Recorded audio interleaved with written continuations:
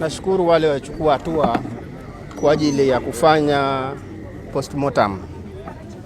Maneno yangu hata ni machache tu, sina maneno mengi.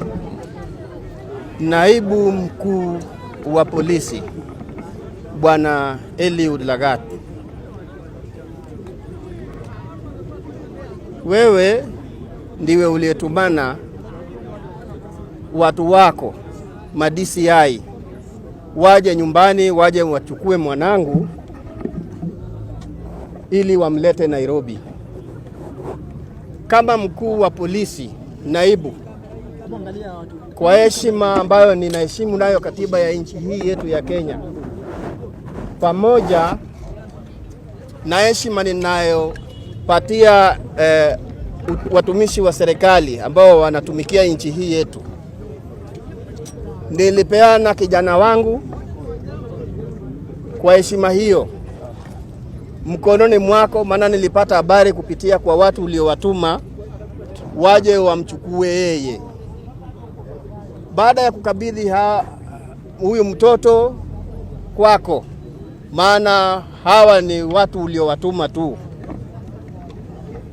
leo hii matokeo inatokea kwamba mtoto wangu amekufa kwa majeraha ya kupigwa.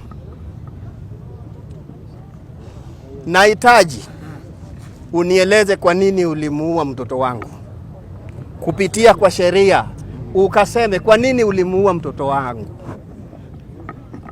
Alikukosea nini ambayo inagharimu kifo chake? Watu wanaongea kuhusu mambo ya ufisadi, hata ni wengi kabisa katika nchi hii yetu. Kwa nini mtoto wangu peke yake asulubiwe kwa ajili ya neno la ufisadi ambayo inahusu nchi nzima, abebe na ni mtoto wangu mmoja wa kipekee? Sasa nimebaki mkono mtupu. Nana atanielekeza katika maisha yaliyobakia?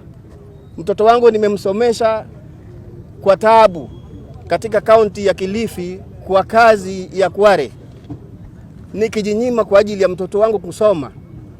Alipohitimu nilikuwa nina matumaini, ndiposa nikatoka huko nikirudi Nyanza nikae nyumbani, kwa sababu mtoto amefika mahali pa kunishika mkono. Sasa leo hii umenivunja mkono, umeniua. Kwa nini uniue? Unanidai nini? Amekuibia nini? Hayo ndio maneno ambayo nataka niongee kwako Bwana Eliud. Baada ya ripoti hii mzee wangu, na jana idara ya polisi ilitoa taarifa, lakini leo hii wewe unazungumza baada ya kupata ukweli ambao ulifanyikia mtoto wako.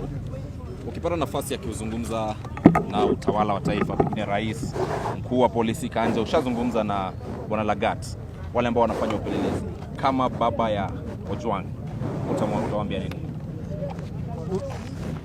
Mimi nataka niongee kuhusiana na mambo ripoti ambayo nilipata kwa police station ya kwamba ilikuwa ni ya uongo, kutokana na uchunguzi uliotokea leo. Niliambiwa ya kwamba mtoto wangu amejigonga kwenye ukuta. Nauliza swali, huku kwenye makwapa pia unaweza kufika kwenye ukuta huko juu kwa kugongwa? Huku kwenye kishogo na kwa bagoti, haya anaweza kufika huko kwenye ukuta huko juu kunakoonekana damu? Habari hizi zinamwendea tunayempenda rais wetu wa nchi hii. Tafadhali mzee wa nchi, tusaidie, nisaidie kama mwananchi anayetoa ushuru pia, na angalia haki kuwatendea wanyonge, sababu boma langu hata ilipigwa picha hata kabla kijana wangu kuondoka. Wakaona kwamba huyu ni mfukara, hawezi kujitetea. Kwa hivyo lolote tunaweza kumfanyia mtoto wake ili kwamba iwe suluhu namna hiyo. Hiyo haibariki. Hiyo ni laana. Hiyo ni laana. Hiyo ni laana. Tusaidie. Asante na pole sana kwa hili. Asante. Wakili wa familia tafadhali. It's a very sad day in this republic. We were told